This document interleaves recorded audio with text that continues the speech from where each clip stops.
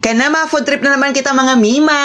Maayo na adlaw sa iyo na tanan. Another day, another food trip. Meron tayo dito mga Pinoy ulam mula kay Budsilog, House of Budbud, Zisling, and Silog. Meron tayong budbud with tapa toppings, budbud with Hungarian, pansit bihon, super yum silog, at crispy kare-kare. Kaya nano patabang ginuhulat niyo kana sarihan ta na ini. By the way mga mima, inigali na gitatawag ninda na budbud rice comes with chopped lechon kawali and scrambled egg. In fairness, sira mga mima. Tapos, pag ma-order ka sa ni, ikaw ang mamimili sa menu ninda kung ano ang ibubutang mo na toppings. Pero niyan, igwa kita sintapa kay amin yan best seller ninda. Kag sa nina Hungarian. Pero mga mima, budbud rice palang solve ka na kay kitabay niyo ho, daog pa ang chow fan. Kamotabi mga mima, nano man ang paborito niyo na silog meals. Kita aman baya niyo mga mima ini na inda super yum silog kay kadako-dako san servings. Well, basta pag-usapan sindako, aw dila ko mapabehind kay favorite ko bagaan mga ducks, charis.